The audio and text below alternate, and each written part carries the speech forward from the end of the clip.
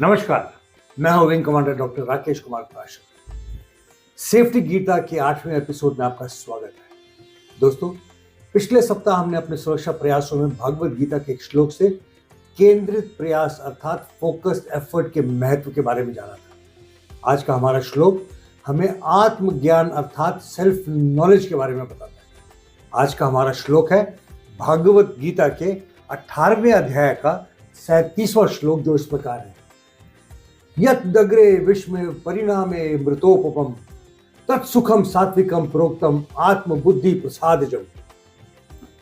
इस श्लोक का सार यह है कि आरंभ में जो कड़वा अर्थात विष के समान लगता है, लेकिन अंत में जिसका स्वाद मीठा अर्थात अमृत के समान हो जाता है, वही सात्विक सुख है, जो आत्मबुद्धि अर्थात अंतर्मन की शांति से उत्पन्न होता है।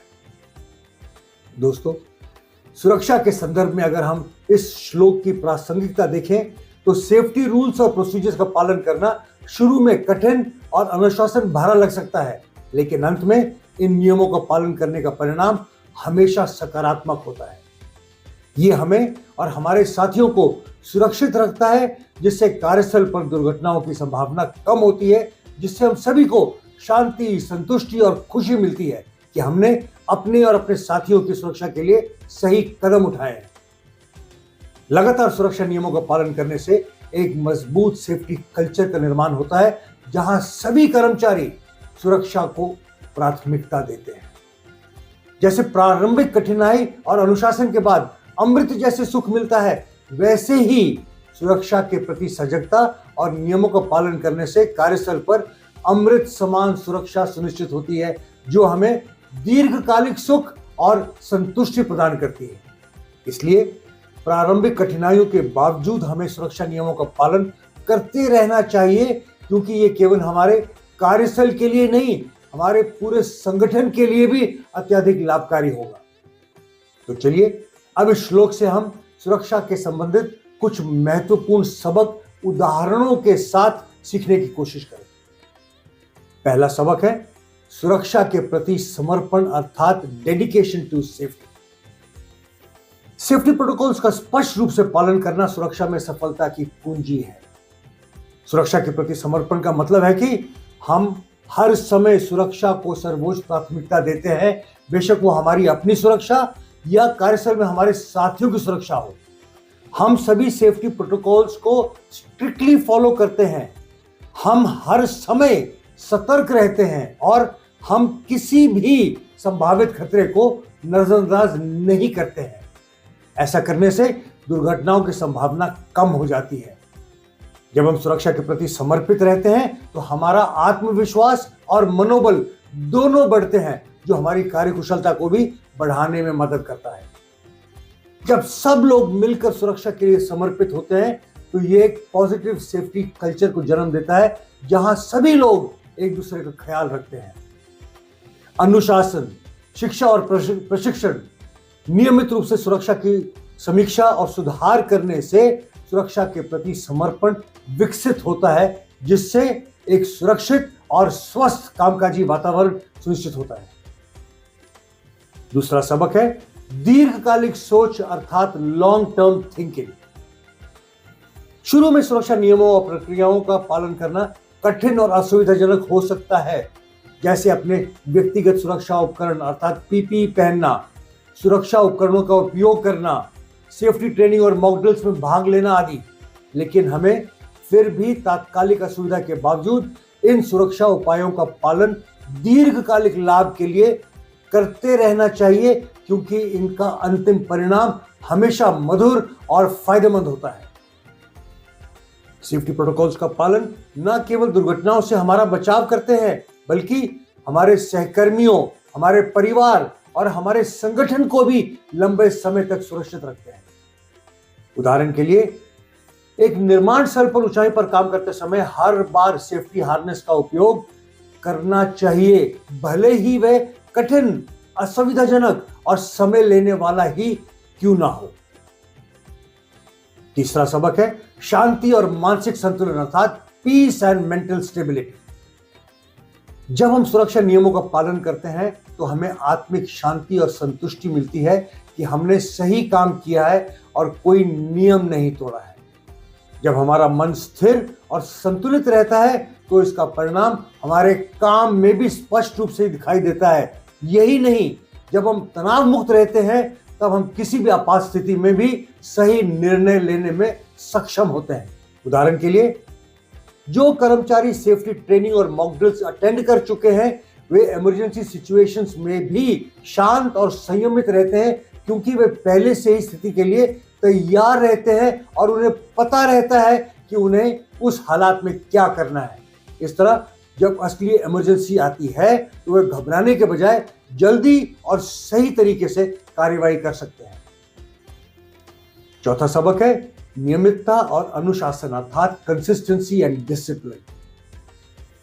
सुरक्षा प्रयासों में कंसिस्टेंसी और डिसिप्लिन अत्यंत महत्वपूर्ण है। निरंतर प्रयास और अनुशासन से ही हम उच्चतम सेफ्टी स्टैंडर्ड्स को प्राप्त कर सकते हैं और एक सुरक्षित कार्य वातावरण बना सकते हैं।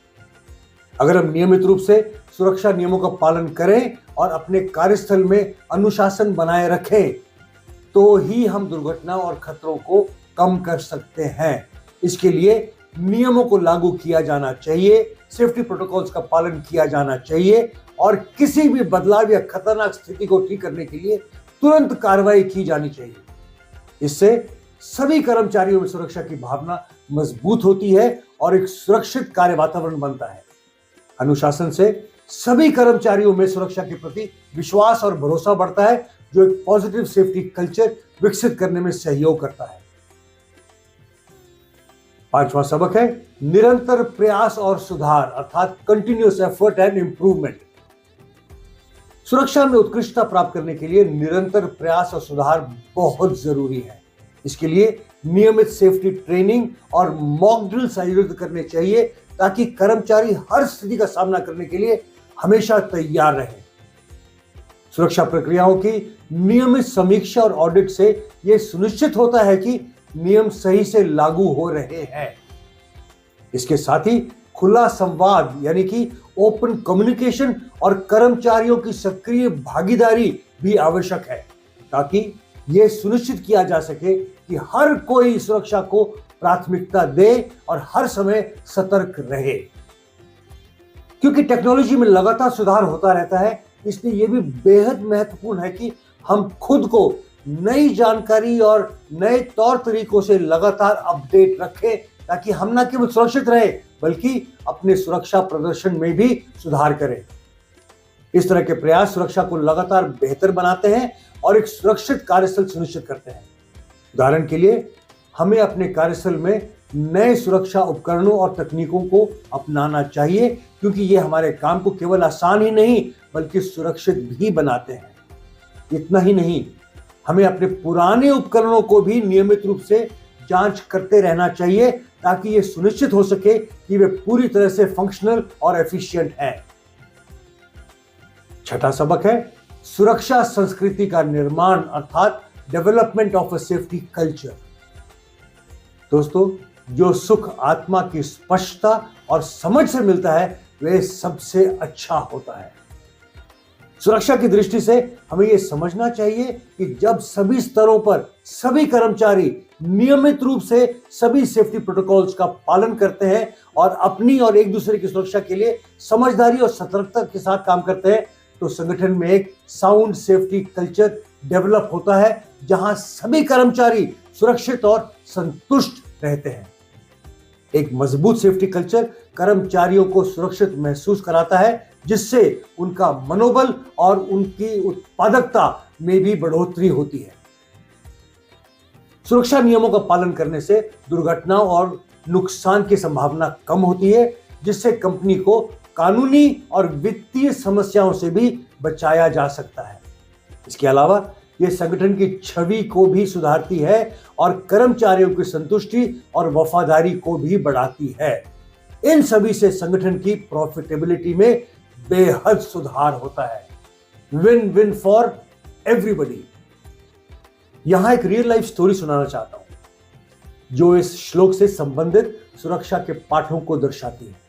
यह कहानी भारत के अंतरिक्ष अनुसंधान संगठन इसरो की है। 2008 में इसरो के वैज्ञानिकों ने चंद्रयान 1 मिशन को सफलतापूर्वक लॉन्च किया। इस मिशन की तैयारी और परीक्षण के दौरान वैज्ञानिकों को रॉकेट और अन्य उपकरणों का परीक्षण बार बार करना पड़ता था। इन परीक्षणों के दौरान हर बार उन्हें कई सेफ्टी प्रोटोकॉल्स का पालन करना पड़ता था। इन प्रोटोकॉल्स में पीपीई पहनना, रेडिएशन से बचाव के उपाय करना और विभिन्न टेक्निकल स्टैंडर्ड्स का पालन करना आदि शामिल थे। इन सेफ्टी प्रोटोकॉल्स का पालन करना वैज्ञानिकों को शुरुआत में मुश्किल और समय लेने वाला लगता था, लेकिन सभी वैज्ञानिकों ने बिना किसी शिकायत के और अनुशासन पूर्वक लगातार इन प्रोटोकॉल्स का सख्ती से पालन किया। इन सेफ्टी प्रोटोकॉल्स का पालन करने से वैज्ञानिक मानसिक रूप से शांत और स्थिर रहे, जिससे वे अपनी पूरी क्षमता के साथ काम कर सके। जब चंद्रयान 1 को सफलतापूर्वक लॉन्च किया गया और उसने चांद पर जाके महत्वपूर्ण डेटा भेजा, तब वैज्ञानिकों को अपने सुरक्षा उपायों का महत्व समझ में आया। इन सेफ्टी प्रोटोकॉल्स ने न केवल मिशन को सफल बनाया, बल्कि सभी वैज्ञानिकों की सुरक्षा भी सुनिश्चित की। यही नहीं, इसरो में सुरक्षा के प्रति एक मजबूत कल्चर विकसित हुआ, जहां सभी वैज्ञानिक और कर्मचारी सुरक्षा को अपनी पहली प्राथमिकता मानने लगे। इस प्रकार चंद्रयान मिशन की सफलता में सुरक्षा के प्रति समर्पण और अनुशासन ने महत्वपूर्ण भूमिका निभाई और आखिरकार 23 अगस्त 2023 को हमारे देश ने चांद के साउथ पोल पर सफलतापूर्वक लैंडिंग की, जहां आज तक कोई देश नहीं पहुंच सका है। इस प्रकार इसरो के वैज्ञानिकों की यह कहानी हमें सिखाती है कि तात्कालिक असुविधा के बावजूद सुरक्षा उपाय दीर्घकालिक लाभ और सुख का कारण बनते हैं। दोस्तों, भागवत गीता के इस श्लोक से हमें यह सीख मिलती है कि हमें सुरक्षा नियमों और प्रक्रियाओं का पालन निरंतर करना चाहिए, चाहे वे प्रारंभ में कठिन ही क्यों न लगे, क्योंकि अंत में ये हमारे सहकर्मियों, हमारे संगठन और हमारे परिवारों के लिए भी अत्यंत लाभकारी होते हैं। आज के पाठ में बस इतना ही। कृपया हमें बताएं कि आपको हमारा आज का एपिसोड कैसा लगा। हमें आपके सुझावों और कमेंट्स का इंतजार है। आप अपने रिस्पॉन्सेज कमेंट सेक्शन में या हमारे मेल आईडी पर भेज सकते हैं। हमारा मेल आईडी है organic.safety2020@gmail.com। भागवत गीता से सुरक्षा के एक नए श्लोक और उससे सेफ्टी के लेसन्स के साथ अगले सप्ताह फिर मिलेंगे। तब तक सुरक्षित रहें, प्रेरित रहें और एक सच्चे सेफ्टी लीडर बनने की राह में अग्रसर रहें। नमस्कार, जय हिंद।